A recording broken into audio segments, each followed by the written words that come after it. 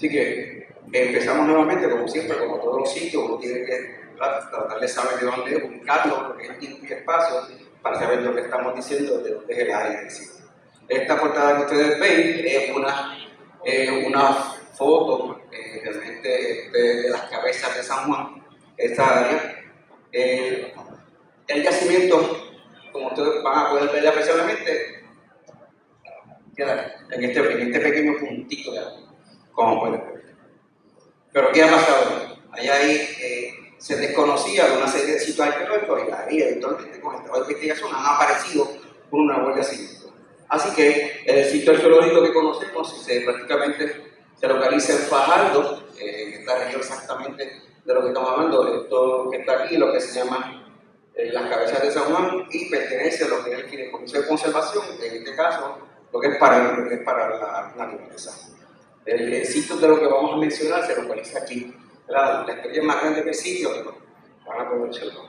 Realmente esto fue un proyecto en combinación, ahora desde el 2011, un proyecto de inspección que nos sugiere uno de los compañeros entonces en ese momento, que ellos querían hacer unas charlas, porque ellos tienen en verano una serie de estudiantes que se quedan, ¿verdad? Y le dan una serie de experiencias en esa área, que es julio, o más bien julio a finales de julio. A raíz de eso, a esa comunidad hicimos un viaje de inspección, estamos hablando para el 2011, y se pudo localizar un gran yacimiento arqueológico que está prácticamente de 2 metros tapado de tierra. Y vemos cómo entonces ese sitio realmente, cuando estuvimos caminando por el área, como podemos observar aquí, se ve todo esto, se puede observar que el mar está dando y cómo el yacimiento se sigue perdiendo o destruyendo, literalmente destruyendo, porque ya se pierde toda la información y se pierde todo lo que hay. A raíz de esto, entonces se realizó un acuerdo entre lo que es el Instituto de Cultura Puertorriqueña, Personal de Para la Naturaleza y el Centro de Estudio Avanzado, cuando en ese caso el arqueólogo Miguel Rodríguez era miembro de rector. Se hizo ese convenio para hacer, y se hizo una investigación para que estudiantes y público en general pudieran trabajar acorde con el Instituto de Cultura en un rescate, en un salvamento arqueológico que estamos haciendo. ¿Por qué un salvamento? Porque la naturaleza lo está destruyendo. Aquí no estamos hablando de una construcción, no estamos hablando de que tú puedes parar un proyecto, buscar hasta el tribunal por aquí. Mientras uno se sale, el mar le sigue dando, va y viene y se sigue llevando. Así que en ese convenio prácticamente se hizo el proceso de lo que es la temporada de campo. Así que se establecieron 2 temporadas de campo. La primera fue en junio-agosto de 2012 y la segunda fue prácticamente a partir del 2013, que es donde se acabó esa temporada de campo. ¿Qué iban a hacer en esa temporada de campo? Ellos iban a practicar el programa del Instituto de Cultura, le iba a prestar el arqueólogo principal, que es este servidor, y entonces para la naturaleza iba a buscar personal no diestro, ¿verdad? Que son esos voluntarios que van, que a veces quieren experimentar, o que ellos tienen como un banco de datos de esos voluntarios, pues esos voluntarios se iban a entregar. Así que a raíz de eso ya teníamos parte del personal, y eventualmente a ese personal se le fue adiestrando, se le fue modificando. ¿Qué hace un arqueólogo? Bueno, ¿qué pasa? Teníamos una situación, no es lo mismo cuando usted va al monte con un machete y saca todo, y saca valiendo, porque un dato peculiar es que estamos en un área de reserva. Por lo tanto, no lo podemos hacer.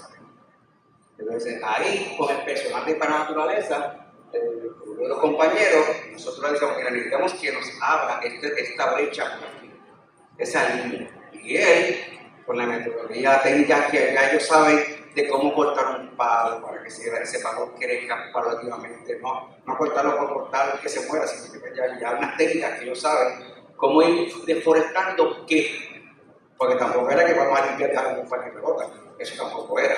Así que solamente se iba a limpiar en las áreas necesarias para las cuales se iban a trabajar. Así que eso es este proceso. se estaba limpiando, nosotros se tiraba una serie de líneas de trinchera, de líneas, esas líneas, pero después él iba cortando para que esa área quedara limpia dentro de su área, dentro de lo que era el área de investigación como tal. Así que se fue limpiando, se fue trabajando, se crearon esos transeptos con ese personal, que eventualmente lo que hace es que se queda esa pequeña brecha de ese transepto y se iba marcando unos ciertos puntos que eran donde se iban ya a hacer los pozos de prueba.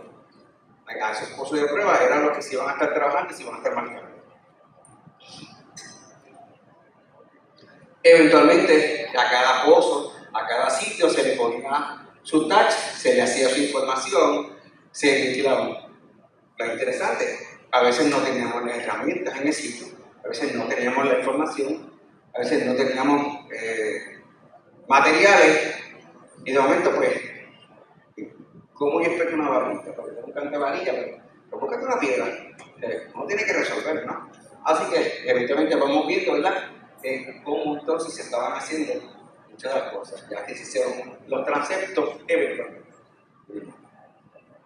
Junto a esto se pudieron integrar personas voluntarios, estudiantes de arqueología, estudiantes de ballet. Estas dos compañeras eran estudiantes de ballet de la Universidad de Puerto Rico, donde ellas pues quieren experimentar.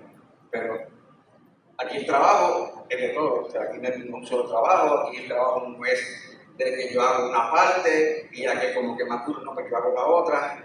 Hay un trabajo que hay que hacer porque un trabajo depende de otro para que uno pueda continuar con ese trabajo. Así que se le enseñó a ellos, y termina esto, el compañero, no me acuerdo el nombre, pero él es músico, actualmente él es músico de la Universidad de Nueva York, que él vino porque quería aprender y quería, ¿verdad?, saber parte de su información como tal sobre él. Y tenemos una de las compañeras que era una de las hijas de una de las empleadas. Así que lo que hicimos fue repartir el equipo de trabajo, dividirlo y enseñarle a ese equipo de trabajo qué iba a hacer, cómo iban a trabajar, qué iban a recuperar, cómo lo van a recuperar. Es tratar de enseñarle que fueran arqueólogos por un día, ¿verdad?, para que estuvieran trabajando con ese cuidado, con ese rigor técnicamente científico, porque estábamos en de reserva, pero estamos salvando un sitio arqueológico, porque tampoco es sacar por sacar y hacer lo mismo que está haciendo el mar. Lo vamos a sacar para entonces, ver de qué y después sentarse gracias. Si no tenga información, tú lo vas recuperando poco a poco.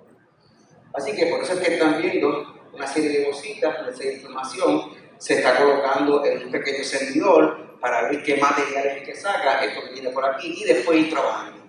Ese primer trabajo, ese primer análisis, ese primer desarrollo metodológico es el que nos da pie posteriormente a crear un área de laboratorio de esos primeros pozos de prueba que nos van a definir la presencia o la ausencia del recurso cultural. ¿Hay o no hay? Y si hay, ¿cuánto hay?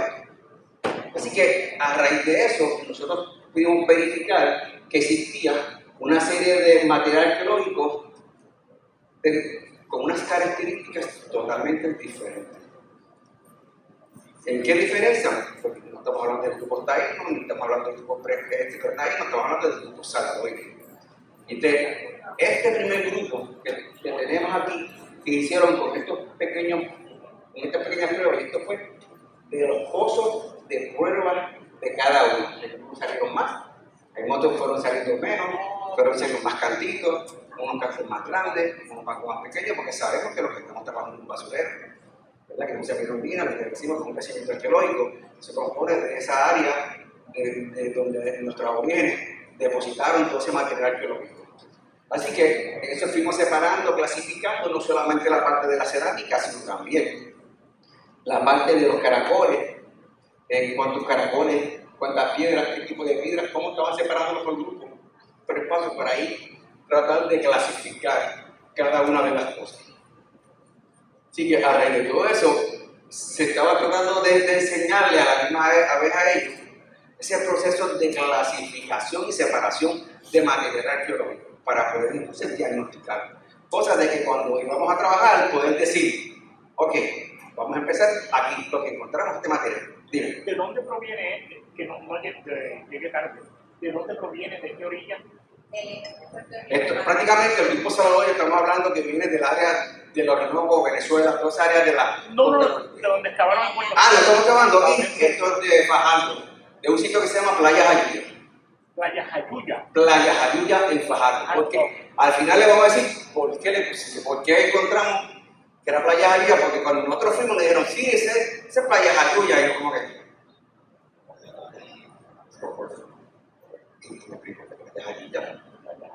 ¿Y por qué? Porque Jayuya no tiene playa, es diferente, pero ¿por qué? Después fuimos haciendo varias investigaciones y dentro de esas investigaciones se pudo entonces poder definir por qué se le decía Playa Jayuya. Es interesante. Así que una vez ya supimos dónde poder realizar las excavaciones, se hicieron diversas excavaciones controladas eventualmente en diversas áreas donde ya se seleccionaron por el material arqueológico que se separaba. Ese material arqueológico eventualmente se fue recuperando poco a poco. ¿Qué se hizo con el personal que iba de voluntario? Nuevamente, ya se le decía cómo iba a proceder hasta el excavar. ¿Cuál era la técnica y el procedimiento para excavar? Porque no es de que, sí, dame, yo me doy para la otra y como esto es arena, es nítido, sí, fácil. No, porque la arena, después de cierta profundidad, la arena se solidifica. Entonces la arena se pone mucho más. Entonces, es como si estuviera casi cavando un poquito en piedra, pero es un poquito más sólido, ¿verdad? Que cuando está suelta. Y es más complicado. Si es más complicado cuando está suelta, cuando está sólida también es difícil. Así que eventualmente a ese grupo se le fue enseñando todas las técnicas del proceso de excavación, eventualmente, y se iban notando. Y aquí no solamente de que no, yo quiero ir para aquí, porque no, en la linda, todo el mundo quiere ir para la unidad, todo el mundo quiere excavar, todo el mundo quiere excavar. No, yo no quiero sentir, no. Vamos aquí, vamos a todo el mundo va a participar al final, porque si no, sería injusto que yo me quede en la unidad y que la otra persona se quede técnicamente en el nacimiento del material arqueológico o cagando los puntos. Eso como que no es.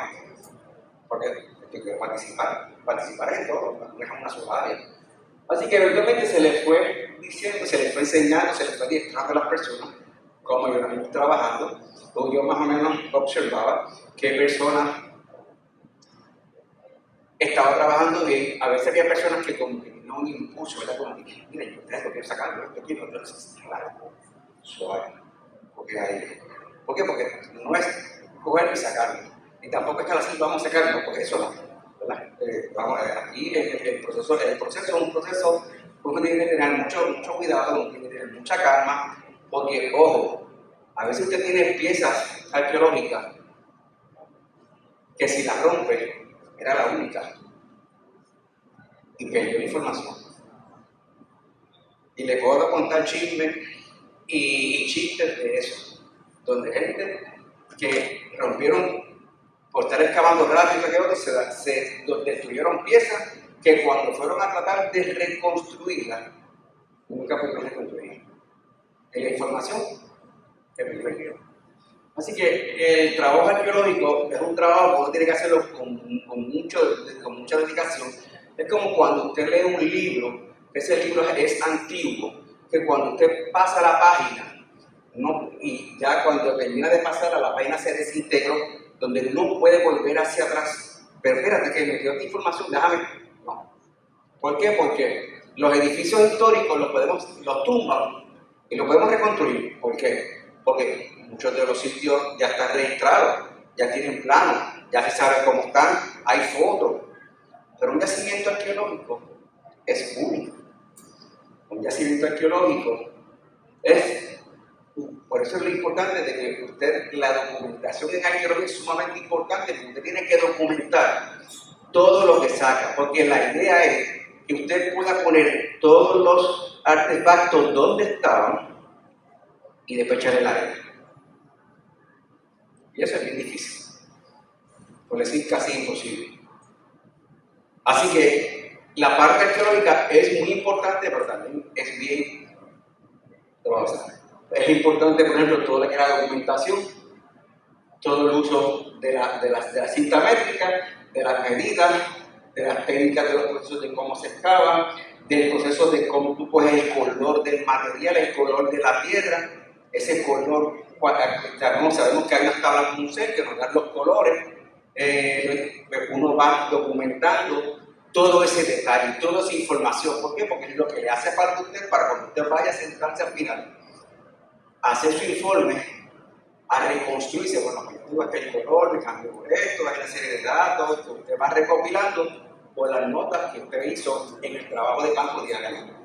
En algunas ocasiones, como aquí en este caso, que lo podemos ver, que hay de momento piezas, artefactos, cuando usted no puede usar el palabutre, como la esquina arriba. ¿Por qué?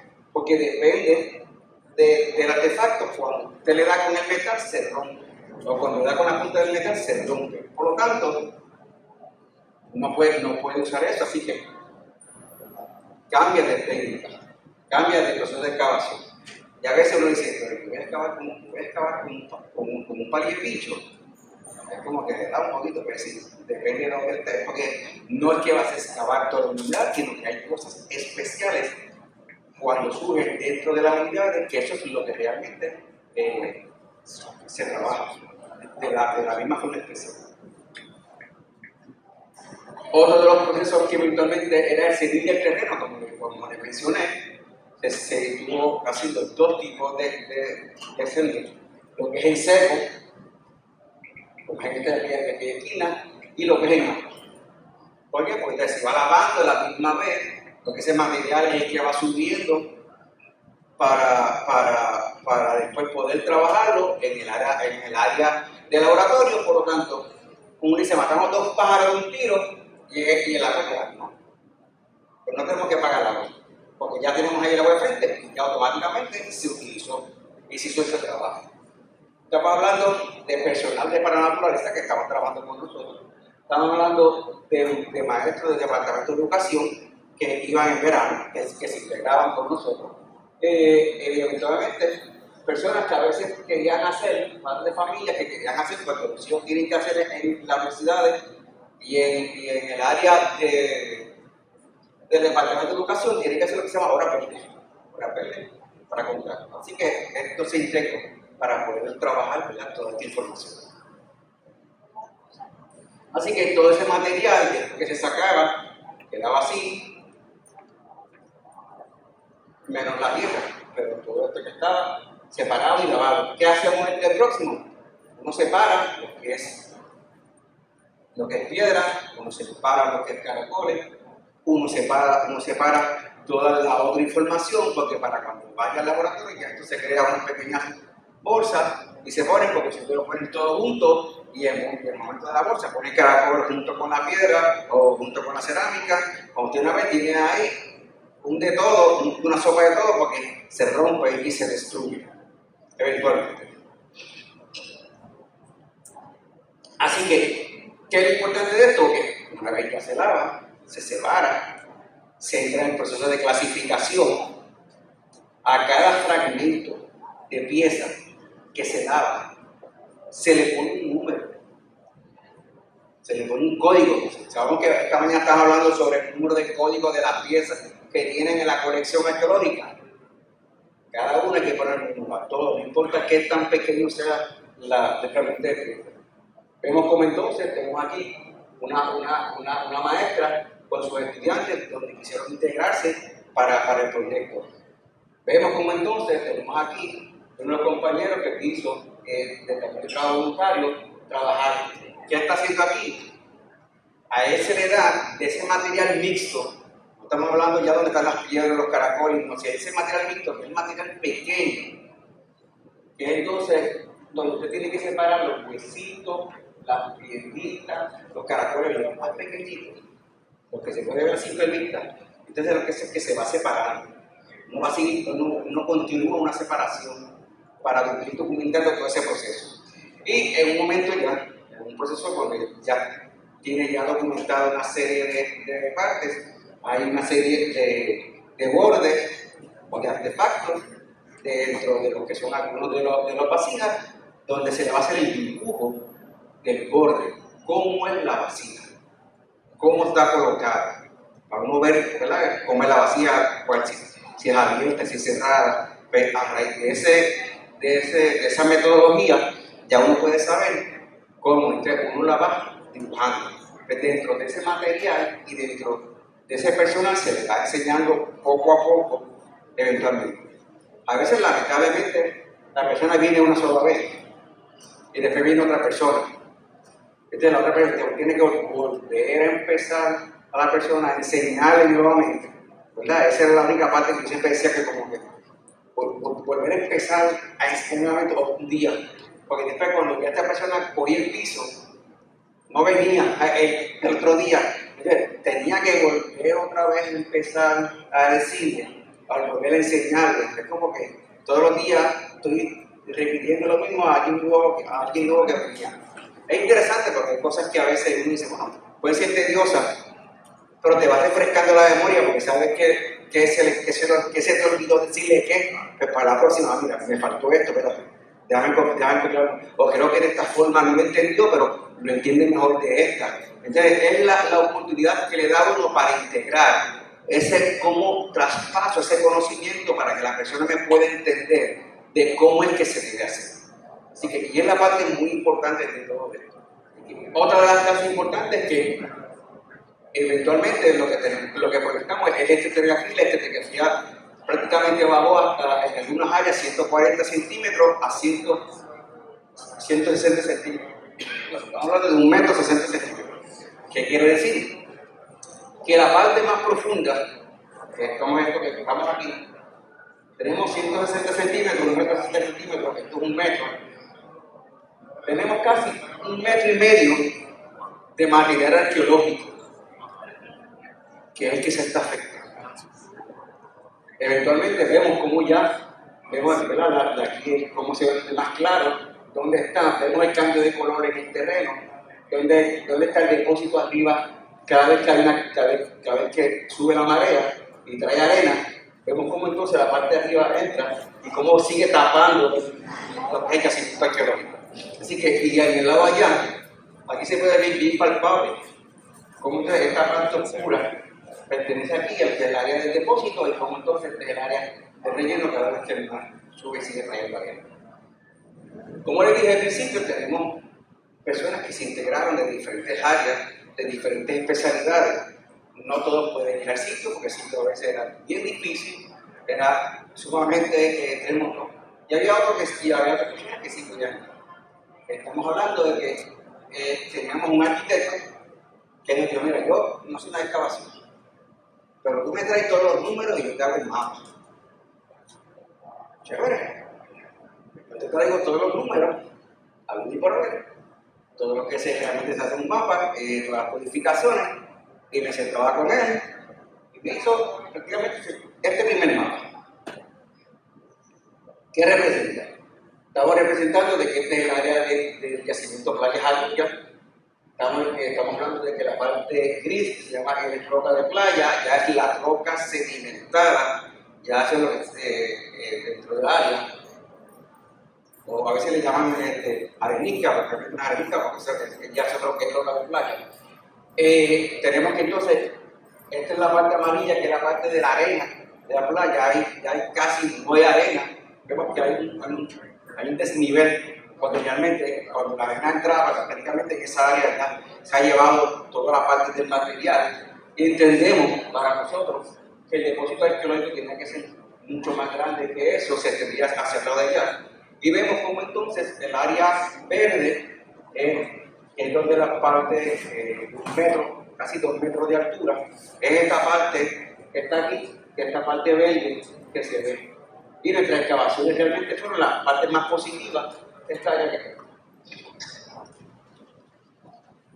Los pozos que tienen amarillo son los pozos los puntos que se ven amarillos, estos que están aquí, son los que realmente salieron negativos.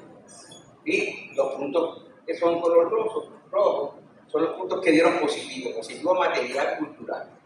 Lo amarillo no quiere decir que no haya material cultural, porque, como le dije al principio, uno hace pozos de prueba, y es donde está, y eso es lo que nos dice si el material arqueológico es o no es.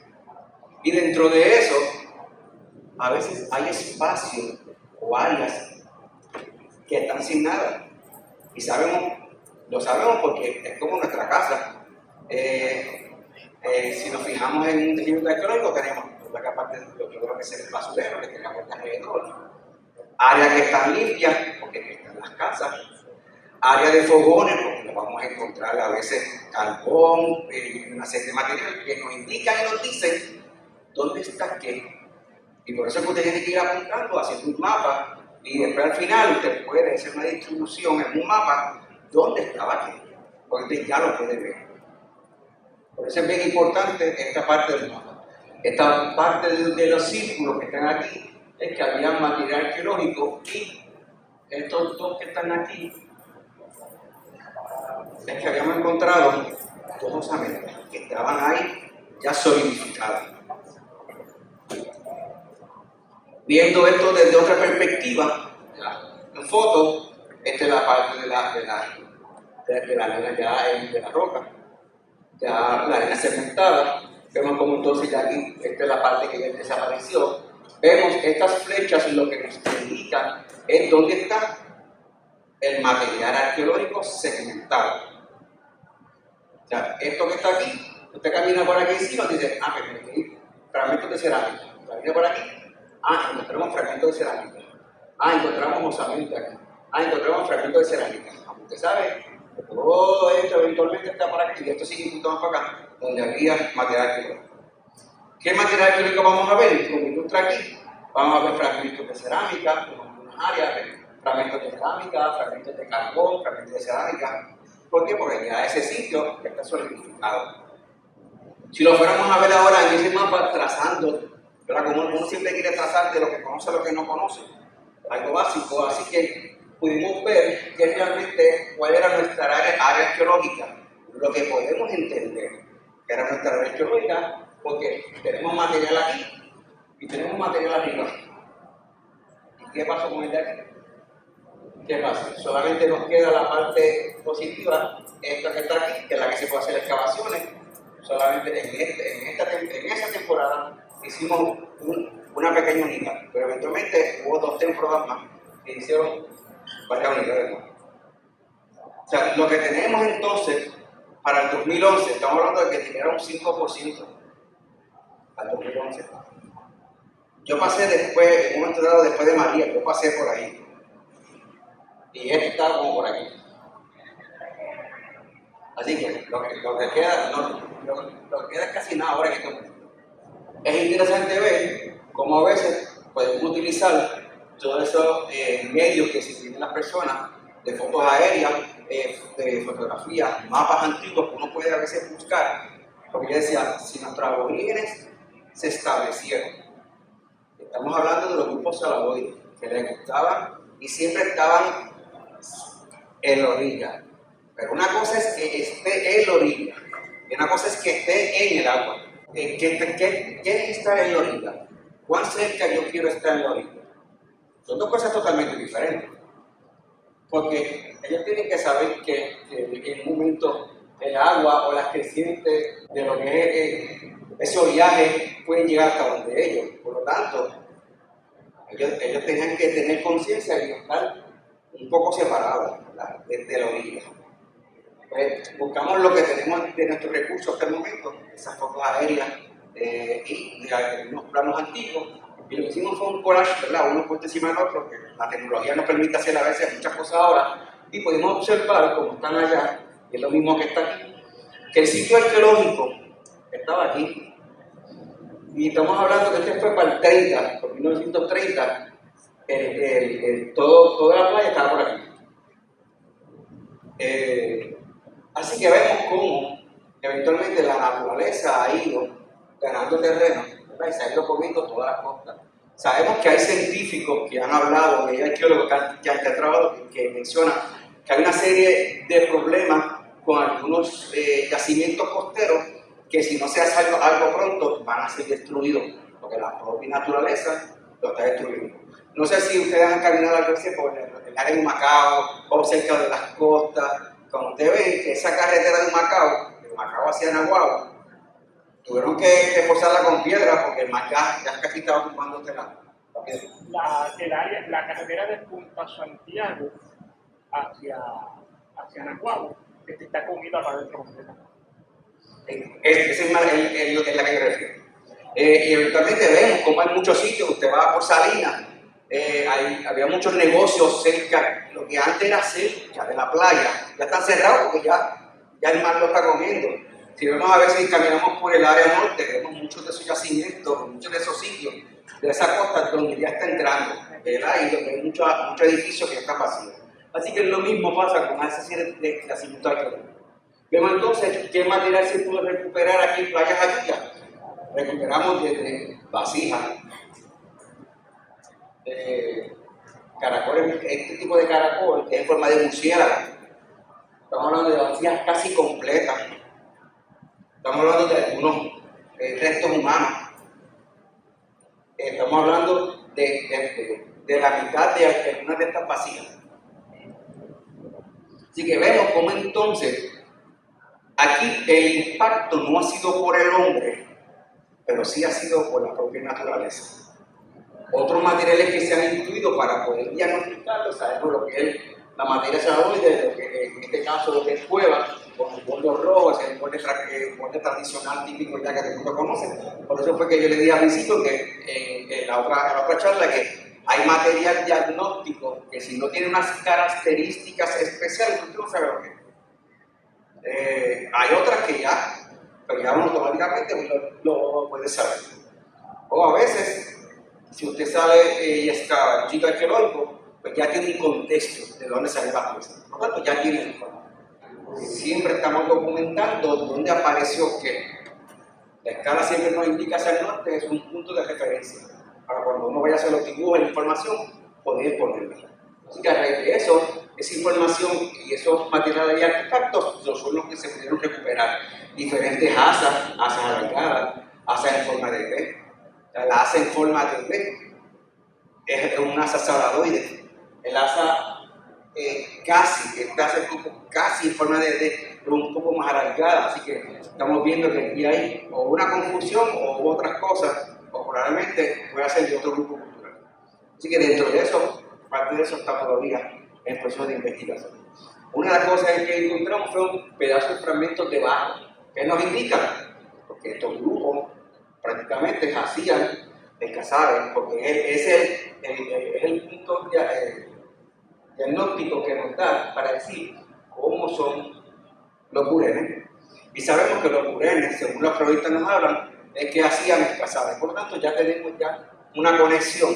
¿Ves? Por eso es bien importante también la parte histórica, donde nos dice la información y donde los cronistas nos dicen una serie de detalles. Así que a raíz de eso podemos ver. ¿Cómo yo sé de qué tamaño es esto? Ya vienen con información, hay una regla, hay unas tablas donde tienen unas pequeñas curvas, unas gráficas donde usted lo pone esto y le dice de qué tamaño, le proyecta de qué tamaño. Con ese fragmento usted puede ver realmente de qué tamaño es el video. Otra de las cosas que se pudo recuperar fueron diversos restos alimenticios de vértebras de pescado y otros de diferentes moluscos marinos. Es interesante porque estamos hablando de un molusco marino, pero de orilla, pero también de profundidad. O sea que ellos recuperaban todo lo que estaba en el mar. Un dato curioso de la doctora Vivian Milstein, una malacóloga, doctora ella de la Universidad de Puerto Rico, de la Universidad de Calle, donde ella nos está trabajando toda una serie de información sobre los caracoles. ¿Qué es lo interesante? ¿Qué es lo nuevo? Que ella nos tiene información que tenemos caracoles que no son marinos, que son de agua dulce y que son de un área de desembocadura de río, donde se sigue. Vemos lo que son aguas sabrosas, ¿no? que tienen estas dos. Así que es interesante ver porque en esa área de playa, donde hay que ver entonces esa investigación donde es el río más cerquita, para buscar ese tipo de neritas que ya no las expuse, que son neritas de agua dulce, no son neritas de agua salada. Así que ya tenemos una bandera levantada en eso para seguir buscando más información, porque aunque nos dijo dónde puede ser, porque nos dijo después, donde único hay es en este sitio y en este sitio. Y uno dice, es que como que es muy lejos para llegar, pero todavía falta más información. Sabemos que muchos de los cauces del río cambiaron, ¿verdad? Lo que estamos proyectando ahora es que todavía seguir buscando más información. Tenemos una serie de conchas marinas, una de algunas conchas marinas como las que vemos aquí. Ella nos presentó, vean aquí que tienen como unos pequeños muescas. Algunas de ellas, estas conchas marinas, se utilizaron como artefactos para sacar la cáscara a la yuca marina, a la yuca o a raspado. Lo utilizaron para raspar, como raspador. Y esa es la evidencia porque sigue haciendo un desgaste. Así que vemos cómo entonces tenemos artefactos. Además que cuando ella estuvo haciendo su trabajo, se pudo recuperar un adorno colgante. Pues eso es la parte más importante donde uno expone y trae que uno tiene que recoger todo lo que excava para después entonces entrar en la parte de la limpieza final. Tenemos entonces también aquí parte de la compañera Ivonne Alganes, donde ella nos da una información. Estaba trabajando lo que es los restos de la arqueología, donde nos dice una serie de información que prácticamente va junto con lo que hemos recuperado en el área del sitio. Y hemos recuperado mucho, no solamente cangrejos, sino hay información de otra serie de animales que todavía se están en investigación. Tenemos entonces trabajo con el arqueólogo Eduardo Questel, donde nos miró toda la lítica. Encontramos majadores y hachas, encontramos hachas petaloides, pero también hachas plano convexas, encontramos adornos colgantes. Vemos que esto es, fíjense que esto, cada uno mide 1 centímetro. Vemos aquí cómo realmente cómo esto mide, esto es así de pequeñito, y dice, ¿cómo va a trabajar así de pequeñito? Así que un poquito bien dificultoso. Tenemos entonces una serie de realizados que se trabajaron y que tenemos uno de los puntos más importantes, que es un adorno corporal en forma de murciélago, que es de las cosas que tenemos aquí. Y de lo otro que entonces proyectamos, yo estaba trabajando y mirando todo lo que es el proceso de los estrados. Así que muchas de estas cosas fueron bien interesantes. Otras cosas que él nos pudo decir, tenemos un pedazo de buril, tenemos varias potalas, tenemos escamadores, tenemos un hacha ceremonial y tenemos áreas de cortesano. Vemos cómo cada material arqueológico usted puede rescatar de cada artefacto toda la información con su especialista adecuado para que nos diga qué es esa información sobre la que uno está buscando. Tenemos una piedra que estaba bien interesante, que estuvo incrustada, la piedra evidentemente toda la gente que iba por la playa la seguían socavando. Eventualmente en un momento esa piedra la socavaron, estuvimos verificando con el propio Questel, y el compañero Questel, el arqueólogo, nos dice que esa piedra no es de esa área, que no pertenece a esa región, y hay que buscar más información sobre ella, así que estamos también en ese proceso, porque este proceso de investigación de Guayas Villas no ha finalizado todavía. Todavía estamos en proceso de descifrar, ¿verdad?, qué fue lo que pasó ahí y cómo hay muchas de las cosas que estaban por ahí.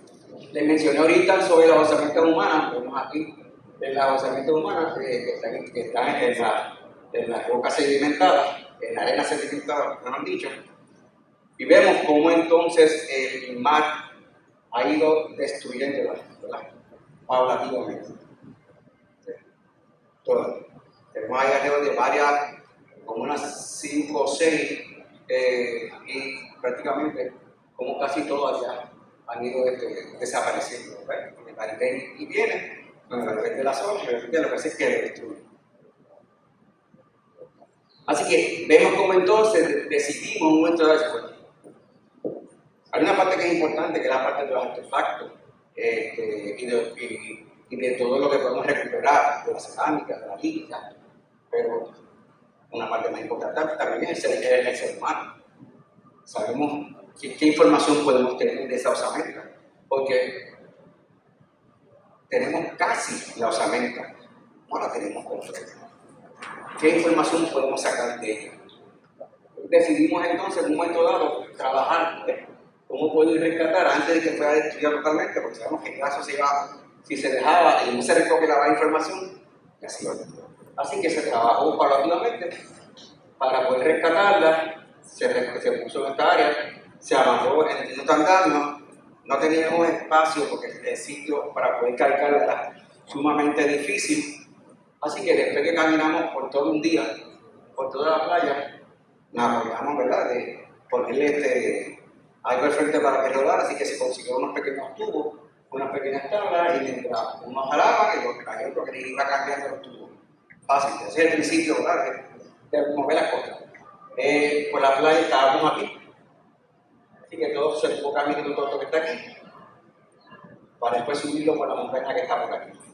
Aquí nos paramos en un break para ver aire, hasta que el mundo estaba agotado, y entonces poder seguir subiendo, porque no fue fácil poder trabajar en sí. Estuvimos trabajando con un compañero que actualmente ya no está con nosotros, Verónica sí está con nosotros, pero el compañero Edith Remón, que él falleció, antropólogo físico, él estuvo trabajando con nosotros parte de las osamentas, entonces nos dice que no puede determinar sexo porque le faltaba una serie de huesos, pero sí que era un joven y que estaba de forma flexionada, pero que no había más huesos para poder diagnosticar edad y sexo, que es la parte que uno siempre está buscando, que es la parte a veces no dice efectivo. Se quiere saber, así que no fue fácil poder trabajar, para ellos poder trabajar, porque muchos de esos instrumentos se rompieron, porque realmente pues ya se roca, arena oceanificada casi roca. Pero sí se pudo trabajar, tratar de limpiar un poco, para que poder dejarlo en el sitio y poder dejar que se pudiera observar una serie de huesos, ¿verdad?, que es lo que representan las osamentas, que estamos viendo que esta es como le describió en su momento haber estado expuesta, que es lo que nos quiere. Porque de esta vez, cuando estuvimos trabajando, esto realmente es lo que tenemos. Claro, lo que es la tecnología, eso es nítido. Pero es interesante cómo en su momento debió haber estado, qué es lo que nos queda. Dentro de eso, realmente, actualmente esa pieza la tiene el fideicomiso, ellos la tienen en un sitio cerrado guardado. Ellos quieren hacer un museo en esa área, pero en este momento el área donde ellos tienen el material arqueológico lo llevaron para otra área porque están trabajando el faro, están trabajando lo que están restaurando, el proceso de restauración. En ese proceso de restauración que yo entiendo que van a poner algo de un pequeño museo. Esto pues, ellos sabrán si lo ponen o no lo ponen o cómo le están trabajando. Una de las cosas interesantes de las cabezas de San Juan es que fíjense que tiene muchas de las áreas tienen casi todo vuelta alrededor, tienen agua, ¿no? Evidentemente es como un pequeño islote. Pero es que se pudo identificar en esos días que a veces pues no teníamos muchos voluntarios, que pensamos, no, pues mira, ¿sabes qué? Vamos a cambiar la estrategia, nos vamos a irnos para la excavación, vamos a hacer un reconocimiento. ¿Qué hicimos? Vamos a caminar por el área de Canaleta. Vamos a tratar de identificar material arqueológico. En cada una de ellas se encontraron varios materiales arqueológicos, se pudo detectar varios sitios arqueológicos. No solamente eso, sino que además encontramos una estructura, parte de una estructura, el ladrillo, que estuvimos hablando con una de las compañeras arqueólogas de Domínguez, donde ella me dice, probablemente eso tuvo que haber pertenecido al faro, o que en esa área cerca había un ojo de agua. ¿Por qué? Porque tuvo que ir en el punto. Es interesante porque buscando información, hablando con las personas mayores de esa área, dicen que por ahí había un ojo de agua y que ellos cuando eran pequeños cogían agua de ese sitio. Y exactamente es donde está eso. Así que es un poco más arriba, eso obviamente vemos que ya se cayó y que se colapsó por sí, porque está mucho más abajo. Así que hemos encontrado donde están esas estrellas, hemos encontrado todos esos sitios arqueológicos nuevos que no estaban registrados eventualmente, de diferentes grupos culturales, por supuesto. Y los únicos que estaban registrados oficialmente son los que estaban con la estrella que tiene centro blanco, incluyendo Playa Ayuya. Pero lo interesante de Playa Ayuya de acá es que nosotros caminamos un poco acá adentro por una necesidad que alguien que iba trabajando, que iba aquí en el lado de allá, y se pudo encontrar material. E incluso estuvimos un día hablando con uno de los pescadores que nos dice que en esta área que está acá adentro, ellos encontraron osamentas humanas y había hileras de piedra. Y que en su momento ellos, antes, sacaban las piedras para sacar los huellas. Bueno, es interesante porque cuando usted camina por aquí dentro, actualmente se forma un mangle, hay una pequeña depresión. Y una de las principales características de las plazas, de este compañero, es que tiene que tener una pequeña depresión. Así que, si esa depresión se le suma, que entre el agua, entra la tierra y no deja salir el agua, se va a seguir acumulando. Pero vemos cómo entonces hay una serie de sitios arqueológicos que no estaban registrados, que justamente se pudo realizar ahí en ese trabajo.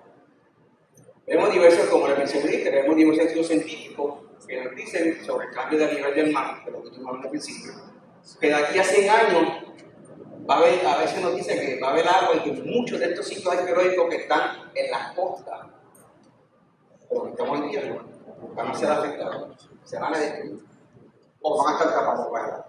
¿A cuál de todas? No sé, pero yo sé que algo va a ocurrir. Así que, y si como dijo el caballero, en esa parte de Nahuatl y Macao, ya el mar se ha ido comiendo parte que tuvieron que tirar piedra, pues vemos eso, ¿verdad? No sé si vieron por ahí en San Juan que estaban, donde estaba antes del castillo San Felipe, donde está la casa de las leyes, que realmente se llama espacio lineal, que lo han ido trabajando porque el mar le está dando a esas paredes y se ha ido destruyendo. Así que lo tuvieron que hacer algo para que eso no ocurriera. Pero como entonces el mar sí ha afectado mucho. Perdónenme, es simplemente, no hay que ser especialista en nada, simplemente ir a verlo y por lógica, dentro de 10 años, la carretera esa número 3 que sale del final de Punto Santiago hacia Nahuatl, eso no va a existir, se lo va a comer el mar. Eso es así. Vemos como entonces en un momento dado había lo que se llama el Mar de los Muertos, que eso ocurre cada año, ¿verdad? Ocurrió en un momento dado, yo pude ir desde la parte de arriba, porque no me dejaron bajar, pude tomar fotos a esa área y vemos cómo entonces, ¿verdad? Vemos cómo entonces, vemos cómo el agua entra con fuerza, cómo sigue entonces socavando el material, cómo sigue socavando, vemos aquí, ¿verdad? Cómo sigue socavando, por lo tanto vemos que eso se sigue destruyendo. Es interesante, y una cosa importante, es la que tenemos diversos grupos voluntarios, que yo creo que ha sido la parte más esencial, la parte más importante, donde se integró estos voluntarios para realmente hacer este tipo de excavación. Por eso contaba con nosotros el arquitecto Manuel Meléndez, estaba por ahí, y eventualmente diversos grupos, esto fue una serie de grupos del programa del Centro Trioso de Puerto Rico y el Caribe, una serie de grupos personal de naturaleza con algunos voluntarios, ustedes fueron con otros voluntarios, estas fueron, como yo digo, las personas estrellas son hijas de personal de la naturaleza, fueron a esa mano derecha incalculable que trabajaron espectacular. Y tenemos aquí entonces esas personas que yo digo que son las que dicen, yo quiero aportar, pero yo no puedo bajar la casa, porque no tengo las rodillas, o porque tengo esto, o porque tengo aquello, y sabemos, ¿verdad? Porque no todo el mundo te llena. Yo me siento y pregunto, a veces me cuestionan porque yo pregunto mucho, pero es bueno preguntar, cómo saber. Y aquí está una compañera que yo siempre pregunto. Así que vemos cómo entonces, tú le pregunté a ella qué yo hacía. Pues tenemos que una compañera abogada, tenemos una compañera que es contable y que tenemos la compañera analizadora que es profesora del centro. ¿Y qué pasa? A mí no pueden bajar, fenomenal. Vamos a limpiar, clasificar, separar y como tenemos aquí la contable, de hecho tienes una contabilidad de esto nítido. Ese proyecto salió espectacular porque ese trabajo voluntario se ha hecho con especialistas, donde entonces usted integra ese especialista. Así que, ¿qué podemos ver de todo ese proceso? Que de esta excavación arqueológica se pudo recuperar diversos fragmentos de caracoles, de materiales de cerámica, vacías completas, o parte de los osamenta, parte de artefactos, de un pequeño sitio que está siendo destruido, pero que tenemos un 5% y que además sigue destruyendo. Eventualmente yo sé que para la naturaleza está haciendo algunos esfuerzos, está tratando de hacer otra serie de investigaciones, pero eso pues ya está de parte de ellos, continuar. Así que hasta aquí mi presentación. Gracias por todo, gracias por su atención.